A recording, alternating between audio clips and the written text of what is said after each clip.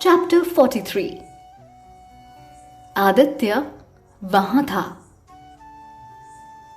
तान्या ने उसे जवाब दिया, हाँ हाँ क्यों नहीं, देखते हैं। हाँ, उसका कॉन्फिडेंस और उसकी निडरता बबीता को और गुस्सा दिलाने लगी। वो गुस्से से अपने दांत पीसने लगी। बबीता बहुत कोशिश कर रही थी खुद को शांत रखने की, पर ये बात वो बर्दाश्त नहीं कर पा रही थी कि आज वो बुरी तरह से हार चुकी थी उस छोटी सी तान्या से जिसे बहुत कम आका था बबीता ने। फाइनली बबीता वहां से चली गई और अब हवेली तान्या की हो चुकी थी। हवेली वापस पाना तान्या का पहला कदम था। बहुत ही जल्द वो बबीता से अपनी पूरी जायदाद वापस पाना चाहती थी, तभी और वो भी पूरे इंटरेस्ट के साथ, जैसा कि उसने बबीता से कहा था। बबीता, तुम्हारी हार बहुत नजदीक है।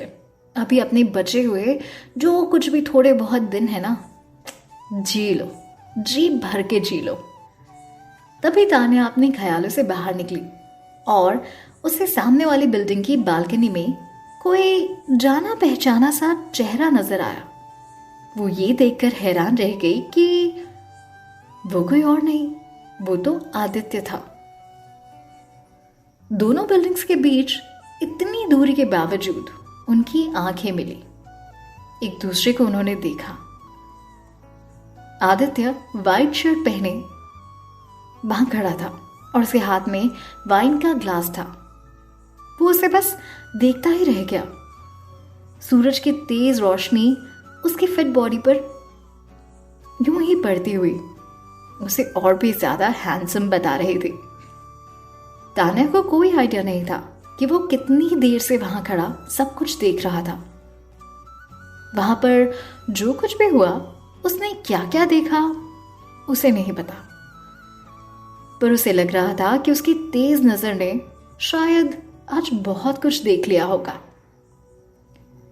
तान्या उसे अजनबियों की तरह देख रही थी और फिर मुड़कर अपने घर के अंदर चली गई। तभी करण उसके पास आकर उससे पूछने लगा, नहीं आदित्य, क्या देख रहे हो? करण अभी अभी अपने नए घर में शिफ्ट हुआ था। आज उसके नए घर की हाउस वार्मिंग पार्टी थी। हालांकि जब से पार्टी शुरू हुई थी, आदित्य एक वाइन का ग्लास लिए बालकनी में ही खड़ा था। आदित्य ने तान्या को तभी देख लिया था जब वो अपने घर के गेट पर आई थी। हालांकि आदित्य श्योर नहीं था कि वहां हो क्या रहा है, पर उसने अनुमान लगाया था कि तान्या जरूर अपने पुराने घर पर अपना हक जताने आई होगी। वो तान्या को बहुत अच्छी तरह से जानता था।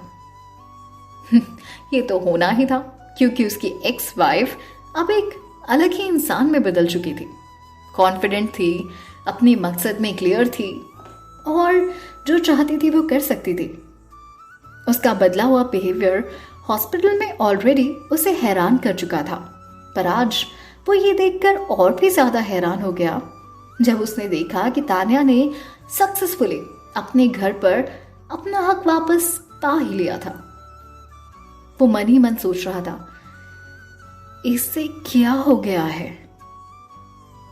तभी करण ने पुलिस और सिक्योरिटी को वहां देखकर आदित्य से पूछा, भाई क्या हो रहा है वहां पे? तभी आदित्य अनजान बनकर कहता है, पता नहीं यार, छोड़ो, चलो अंदर चलते हैं। करण ने भी ज्यादा ध्यान नहीं दिया और अपने घर की पार्टी में वो वापस मगन हो गया। घर के अंदर आ गया, सभी अंदर चले गए और पार्टी वापस शुरू हो गई। तान्या ने भी अंदर आकर दरवाजा बंद कर लिया और हवेली के चारों ओर देखने लगी। वो ये देख रही थी कि ये कभी उसका घर हुआ करता था। घर की दीवारें उसे अपने बचपन की याद दिला रही थी। वो घर जो उसने अपने पापा की डेथ के बाद खो दिया था। उम्मीद भी खो दी थी इस बात की कि कभी ये घर वापस उसका हो सकेगा। आज से ये घर फिर से तान्या का हुआ। वो इस बात को लेकर बहुत खुश थी। शायद ये एक नई शुरुआत थी अपने पुराने घर से। हाँ, एक नई शुरुआत। तान्या की आंखों में उम्मीद की रोशनी नजर आ रही थी।